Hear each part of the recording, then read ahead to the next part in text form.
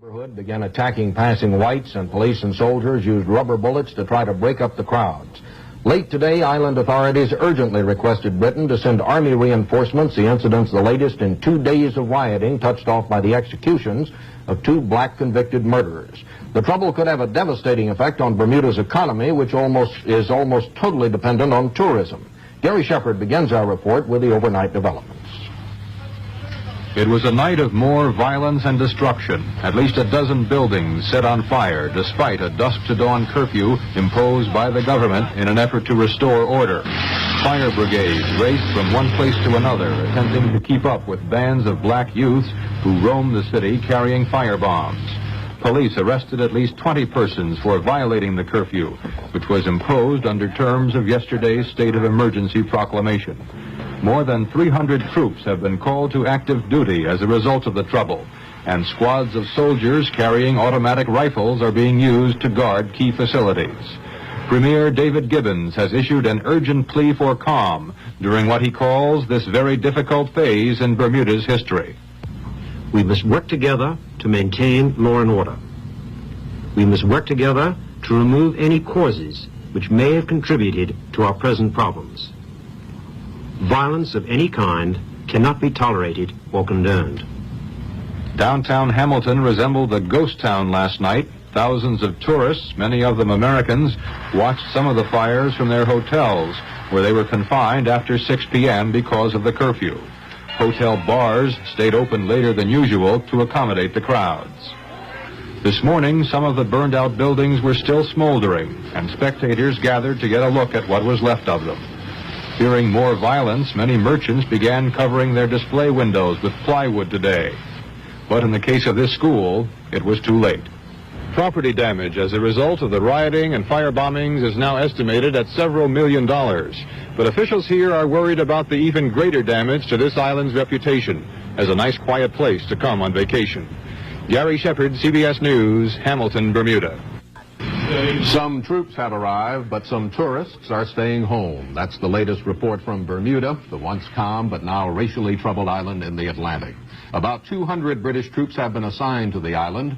These boarded transports in England, while an advance battalion of airborne troops was flown to Bermuda from a base in Central America. More on what's happening in Bermuda from Gary Shepard. A state of emergency remained in effect here today, even though the violence that began last Thursday night appeared to be subsiding. Just the same, police say 10 more small fires were set last night and during the early hours of this morning, adding to the lengthening list of businesses damaged or destroyed since 2 blacks convicted of murder went to the gallows early Friday morning. Property damage is estimated at several $1 million. Late yesterday afternoon, several hundred black militants gathered here on Court Street, one of this city's black neighborhoods, and attacked unsuspecting whites as they drove through. This car is one of several vehicles damaged or destroyed. Riot police used tear gas and rubber bullets to disperse the crowd, but it wasn't until heavy rain began to fall that the confrontation between militants and police finally came to an end. These scenes were taken by a local camera crew and reporter who finally had to leave the Court Street area when some of the demonstrators began tossing rocks and bottles at them. Cut it, cut it, cut it! The arrival of the British troops here is expected to take some of the pressure off riot police, the small contingent of local troops, and firemen who have been on duty almost continuously for nearly 3 days. Gary Shepard, CBS News, Hamilton, Bermuda. The battle lines are clearly drawn here in the city of Hamilton, where police are now taking action against the arsonist and also these people who have been on the rampage since the dawn executions of Erskine Durrent Bok Boris and Larry Winfield Tacklin. We're right now just 2 blocks from the police headquarters and the House of Parliament. Moments ago, police pushed back a group of angry youths who were hurling Molotov cocktails. Rick Richardson for TV10 News on Victoria Street.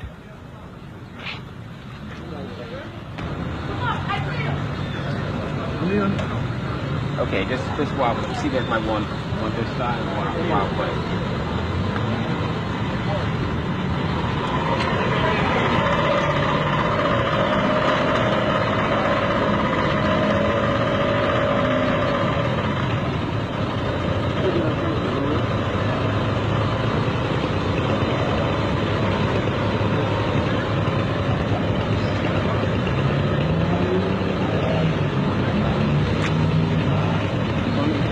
Keep shooting, keep shooting. It's just 1 hour before the curfew time here in the city of Hamilton, and the violence continues in the aftermath of the hangings of Erskine Durrent Buck Boris and Larry Winfield Tacklin.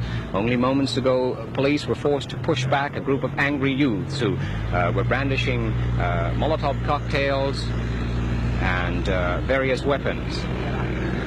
At the moment, things are quiet. The angry youths have retreated to the central portion of Hamilton, namely right to the end of Court Street. Rick Richardson for TV 10 News, a matter of 200 yards from the Hamilton Police Station.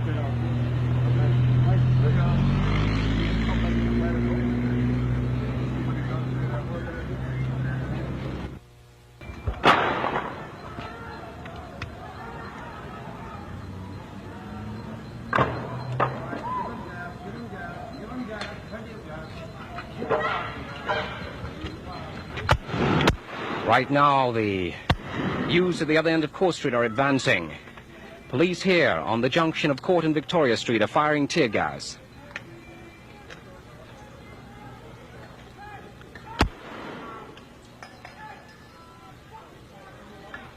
This really looks like outright confrontation.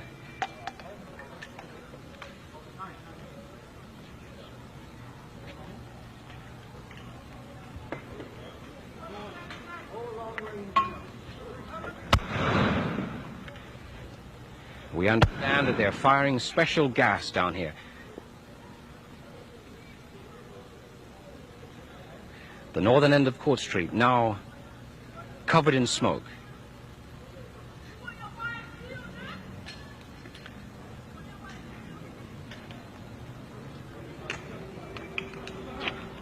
Rick Richardson for TV 10 News at the corner of Court and Victoria Street. Okay, cut it. Let's get out of here. Cut it, cut it, cut it. Let's get out of here. Come on, Doobie. Maybe don't go tonight. I can just pick up and go. Marbles. Catapult came from behind? Yeah. Who's hanging? Hey, I just got Where are you standing? right here, right? Like that? Yeah. Hey. Hey, don't hide behind me. Hey, let's get out of here. Block it. They're shooting. They're shooting catapults, and I just got hit. Right in my side. Shoot it and let's get out of here. Okay. Do 2 minutes at the most. Say when you're through, Barkley, so we don't move before you, right? Don't talk.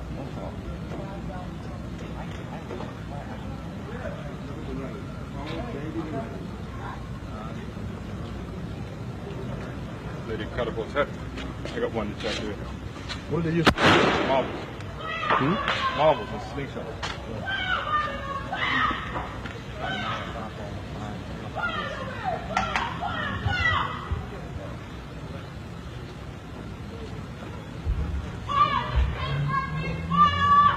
Me.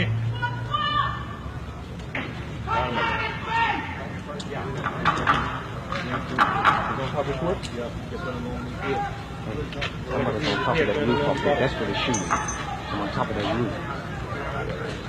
Somebody's on top of that roof. Just clear the door. That's where it come from. Inside. Like he was outside. Yeah, somebody shot me. I got Right there. That's one. That's where he is. Did he yeah, hear? that's where he is. That's where he is. That's where he is. Hey, man. See the right from on your side? On this side? That's all right. That's where he is. The outskirts of Hamilton is slowly but surely taking on the look of a war zone. In the background now we see the Sunshine Company here on Woodbourne Avenue, and it's completely gutted by fire. Moments ago we heard that the roof of this building was blown out and flames completely enveloped the building here. There's certainly no chance of saving this company. Adjacent to the Sunshine Company, Bermuda has gone through its second night of violence in the wake of the twin hangings, but at last report, there had been no incidents for several hours. But early in the evening, there were 3 major fire bombings. One occurred within just an hour of the imposition of the dusk to dawn curfew.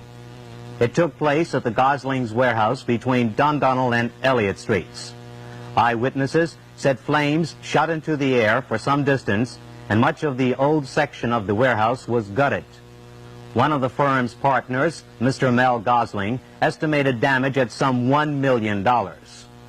Another major firebombing about an hour later destroyed the Sunshine Company premises on Woodlands Road. And a third fire set by fire bombs gutted the grocery section of the Piggly Wiggly Plaza at Shelley Bay.